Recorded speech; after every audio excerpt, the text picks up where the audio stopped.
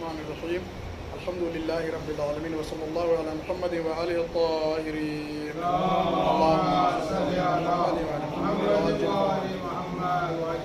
پانی کے حوالے سے ہماری آپ کی گفتگو ہو رہی تھی، جن میں جو ہے وہ پانی پیتے وقت کیا کہنا ہے اور کن کن پانی کی فضیلتیں ہیں، پانی کے فوائد کیا ہیں، پانی کی تاثیر کیا ہے، پانی کا ذائقہ کیا ہے، اس سب پر ہم لوگ گفتگو کر چکے ہیں۔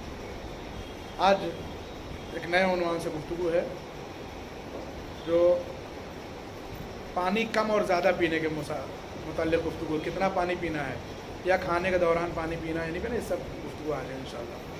کیونکہ پانی کے آداب میں یہ بھی ہے کہ پانی کتنا پیا جائے یا پانی کھانے کے درمیان پینا ہے نہیں پینا ہے، یہ سارے آداب میں ہی شامل ہیں پانی پینے کے۔ تو حضرت امام جعفر صادق علیہ السلام نے فرمایا کہ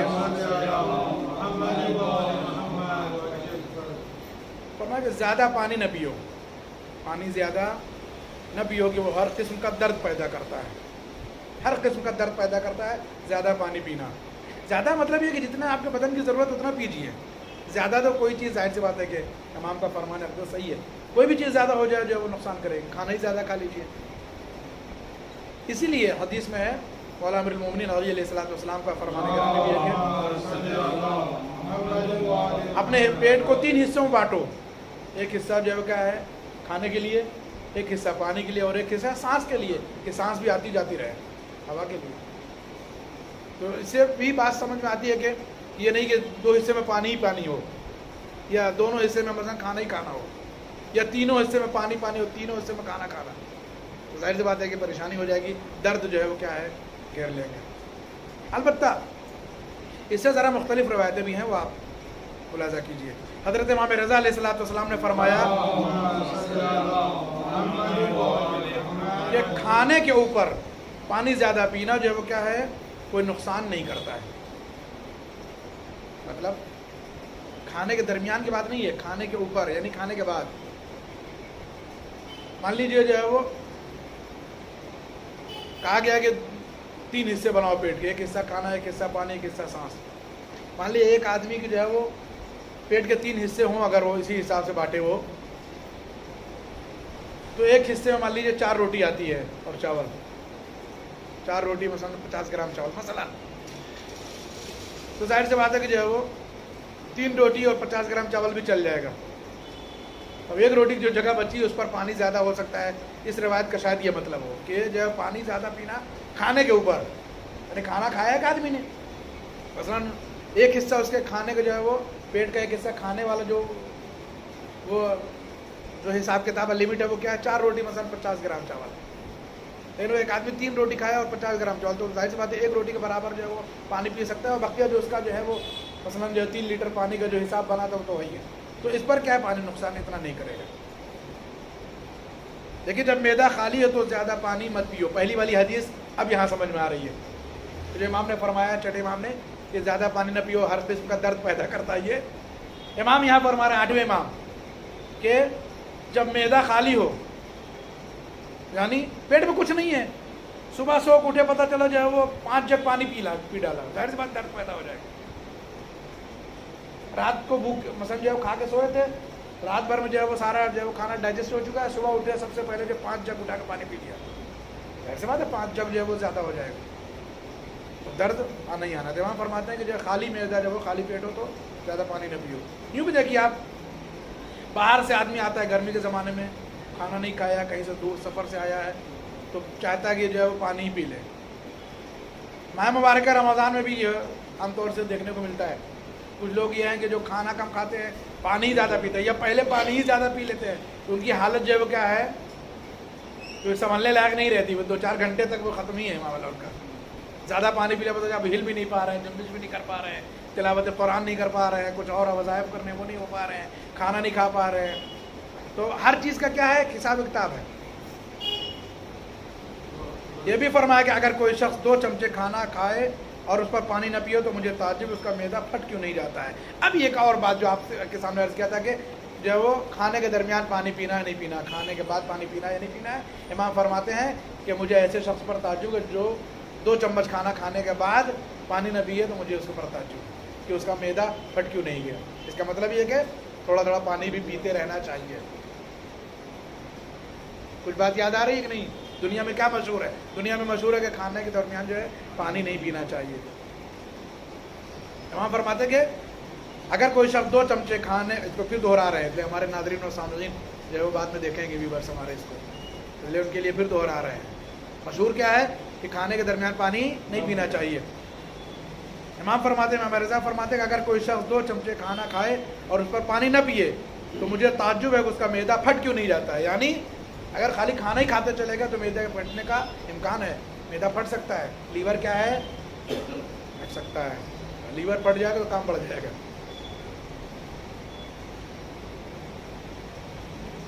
علماء میں یہ بات مشہور ہے کہ کھڑے ہو کر پانی نہ پیو، اور سنت ہے کہ 3 مرتبہ کر کے پانی پیا جائے۔ یہ پچھلے ہفتے ہم لوگ اس پر بات کر چکے ہیں، بہت تفصیل سے بات کر چکے ہیں۔ ایک صلوات پڑھیے پر محمد اور آل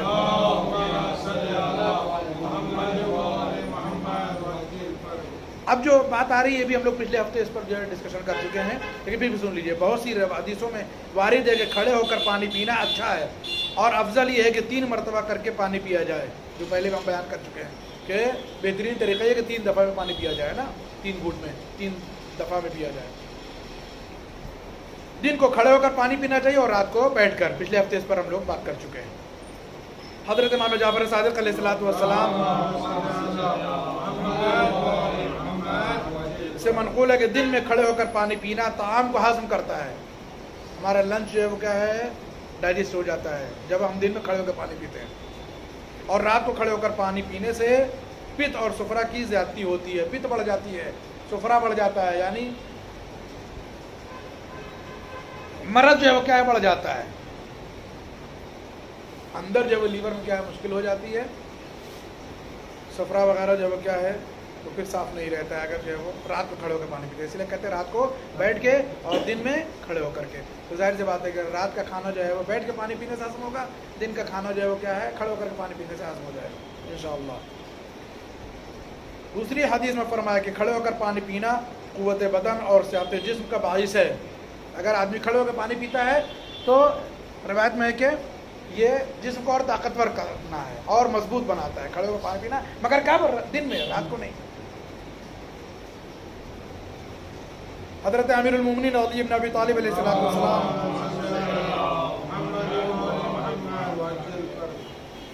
رات میں کھڑے ہو کے پانی پینے کی بات ہے، فاسی صاحب فارغ ہو گئے؟ امام فرماتے ہیں کہ رات کو کھڑے ہو کر کے پانی پینا کیا ہے؟ امام فرماتے ہیں کہ مت پیو رات کو کھڑے ہو کر کے پانی، امام علی علیہ السلام۔ کیوں؟ اس لیے کہ فرماتے ہیں کہ رات کو کھڑے ہو کر پانی پینے سے ایسا درد پیدا ہوگا کہ جس کا علاج اس کے علاوہ کچھ نہیں ہو سکتا کہ بس خدا ہی آرام دے دے، یعنی بس خدا ہی چاہے گا تبھی بندہ صحیح ہو سکتا ہے، دنیا کا کوئی ڈاکٹر اسے صحیح نہیں کر سکتا ہے۔ السلام علیکم، اٹھ گئے آپ؟ سمجھے آپ؟ کوئی بھی ڈاکٹر جو ہے دنیا کا صحیح نہیں کر سکتا ایسے شخص کو کہ جو رات کو پانی پیے کھڑے ہو کر کے، ایسا درد ہوگا کوئی آدمی اس کو صحیح نہیں کر سکتا ہے مگر ایک خدا ہی جو ہے وہ کیا اس کا علاج کر دے، اسے آرام دے دے۔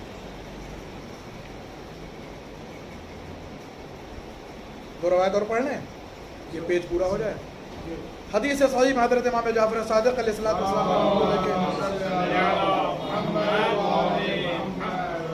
اب یہ کئی چیزیں ہیں، امام فرماتے ہیں کہ کھڑے ہو کر پانی نہ پیو، یعنی رات میں، ہے نا؟ اب وہ رات والی بات چلے تو کھڑے ہو کر کے پانی پیو یعنی رات میں کھڑے ہو کر نہیں پیو۔ کسی قبر کے گرد نہ پھرو، قبر ہوتی ہے نا تو جا کر کے ہم لوگ جو ہے وہ اگر چاہیں کہ وہاں گھومیں قبر کے چاروں طرف، تو امام فرماتے ہیں یہ نہ کام نہ کرو، قبر کے چکر نہ لگاؤ، مصلحت ہو قبر میں سرانے جائیے، کھڑے ہوئیے، پینتی کھڑے ہوئیے، سورہ پڑھیے، چلے آئیے، فاتحہ پڑھیے، قبر کا چکر لگانے کو جیسے قبر پہ بیٹھنا مکروہ ہے، لیکن قبرستان میں جا کے لوگ بیٹھتے ہیں، بعض دفعہ تاخیر ہوتی ہے تدفین میں تو ہم لوگوں بھی کہہ دیا جاتا بیٹھ جائیے پتھر پہ قبر کے اوپر، مکروہ ہے۔ ہمارے ہاں مردوں کی کیا بد احترامی جائز نہیں ہے، بالکل ویسے جیسے زندوں کا احترام ہے ویسے ہمارے مردوں کا بھی احترام ہے۔ اس لیے کہا گیا کہ مردے کے پاس جو ہے وہ کوئی نجس عورت نہ جائے، کوئی مجنب شخص نہ جائے مردے کے پاس، ہاں یہاں تک کہا گیا کہ مردے کے سامنے جو ہے وہ بلند آواز سے بات نہ کی جائے مردے کے پاس۔ لیکن ہم نے دیکھا ہے کہ جب بیچارہ مردہ اپنے گھر سے نکلتا ہے قبر میں جب تک اتارا نہیں جاتا ہے تب تک اتنی باتیں لوگ کرتے ہیں کہ پوچھیے نہیں. ایسے رکھو جی، یہاں رکھو جی، یہاں رکو جی، یہاں منزل لو جی، اتنے اتارو، ہے نا، ادھر سے اتارو ادھر سے چڑھاؤ. قبر کے پاس تو اتنا شور ہوتا ہے پوچھے نہیں.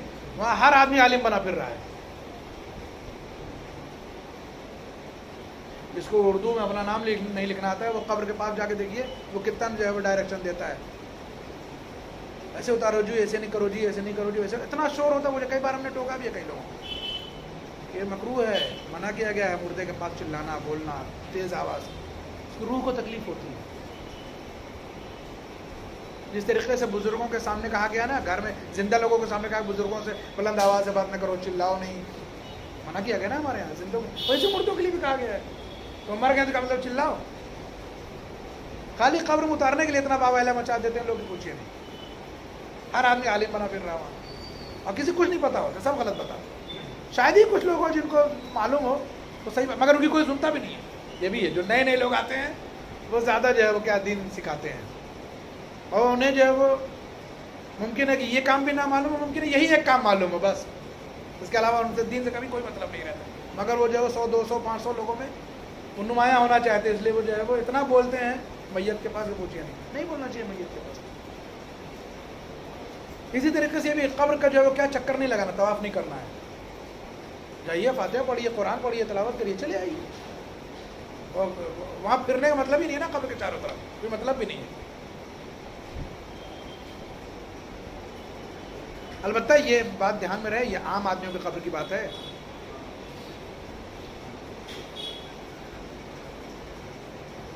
اگر عام آدمی کی قبر کی بات نہ ہوتی تو کیوں امام حسین علیہ السلام کی قبر کے لیے کہا جاتا ہے کہ ملائکہ آسمان آ کے طواف کرتے ہیں؟ طواف یعنی چکر ہی تو لگانا ہے. قبر کے چاروں طرف طواف کرنے کا مطلب چکر ہی لگانا تو ہے. اگر یہ بات ہوتی کہ جو ہے وہ کسی کی قبر کے جو ہے وہ طواف نہیں کیے جا سکتے ہیں تو جو ہے وہ پھر امام حسین علیہ السلام کے لیے جو ہے وہ روایت میں کہ ان کی مسلسل جو ہے فرشتے جو ہے وہ ان کی قبر کے طواف کرتے ہیں. تو اس کا مطلب یہ ہے کہ عام آدمی کی قبر کی بات ہے، امام اور امام معصوم کے لیے نہیں. اس کے بعد امام علیہ السلام فرماتے ہیں کہ ٹھہرے ہوئے پانی میں پیشاب مت کرو. ٹھہرے ہوئے پانی میں پیشاب مت کرو. ایک مسئلہ اور آتا ہے، یہ لوگ جو لوگ جو ہے وہ کموڈ یوز کرتے ہیں، ویسٹرن جو ٹوائلٹ ہے اس میں تو پانی ٹھہرا رہتا ہے پہلے سے، کچھ نہ کچھ رہ ہی جاتا ہے، رہتا بھی ہے. تو اس میں بھی احتیاط کرنا چاہیے. یا تو پہلے فلش کر لیں پانی کر پیشاب کریں، یا فلش کے ساتھ ساتھ جو ہے وہ کیا ہے پیشاب کریں. تو ٹھہرا ہوا ہے نہیں، وہ بھی ٹھہرا ہوا تو مانا جائے گا بھائی پانی تو ہے نا. البتہ تالاب وغیرہ میں سختی کے ساتھ منع کیا گیا کہ ٹھہرے ہوئے پانی میں پیشاب نہیں کرنا. ایک قابل غور ہے یہ بات. پانی تو ٹھہرا ہوا نا، فلش والا وہاں والا بھی کموڈ والا بھی رہتا نہیں پانی، اکثر رہتا اس میں پانی.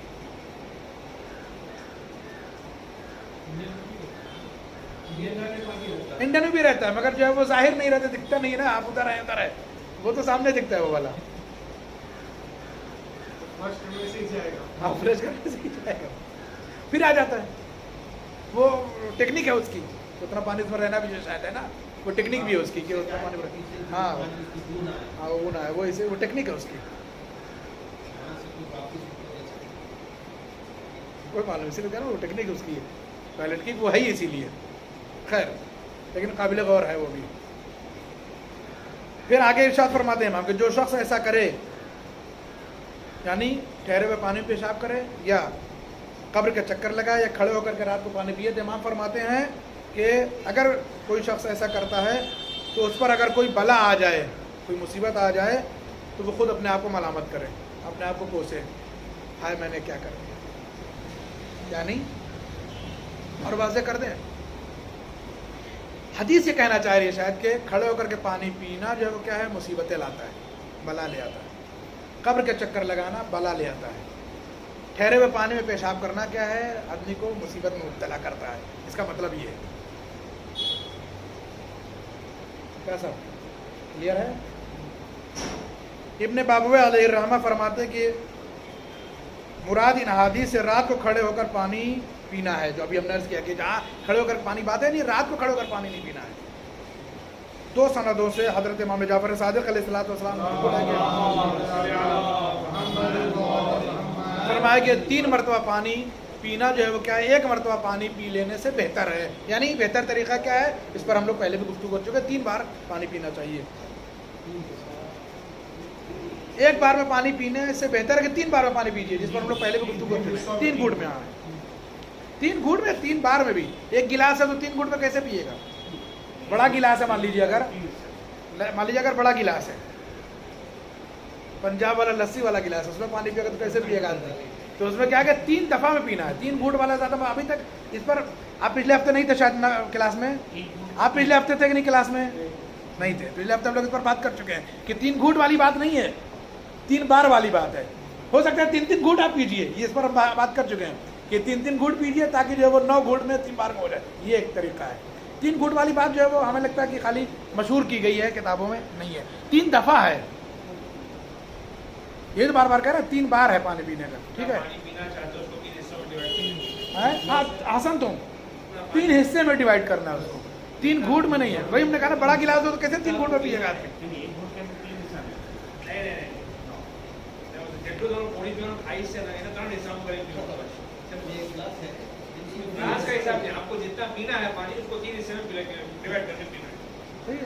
ایک گھونٹ میں اچھا مان لیجیے کتنا ایم ایل پیئیں گے پانی؟ اس کو ایسا سمجھیے نا 20 ml 50 ml زیادہ سے زیادہ 50 ml سے زیادہ تو کوئی نہیں پیے گا نا.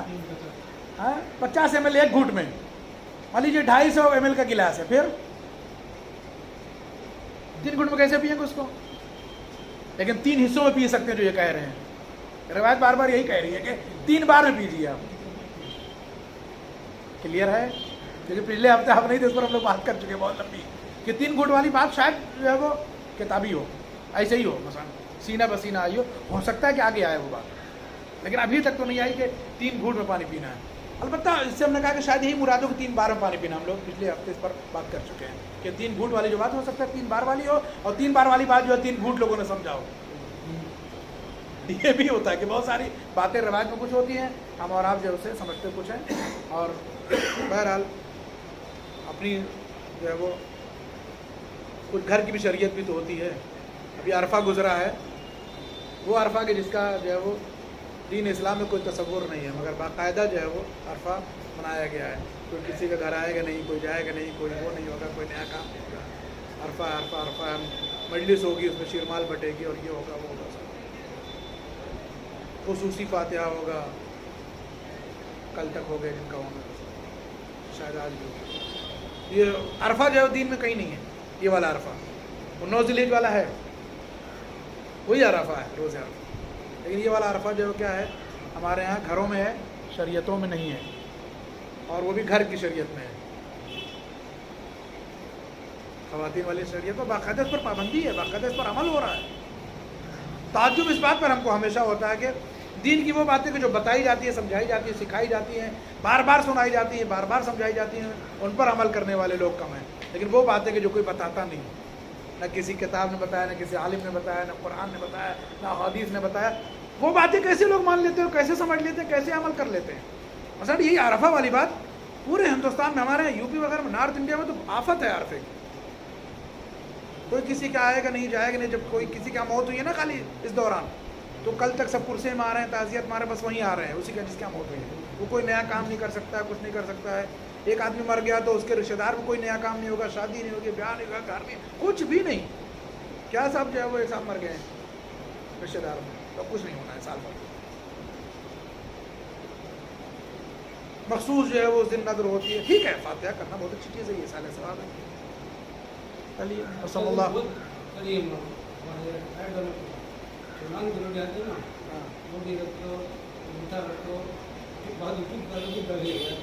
یہاں بھی ہے نا یہ چیز.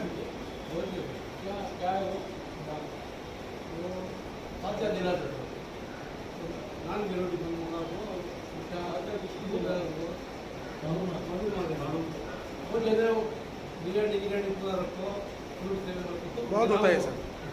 چلیے صلی اللہ علی محمد و آلہ الطاہرین علی محمد و آل محمد وعجل فرجهم.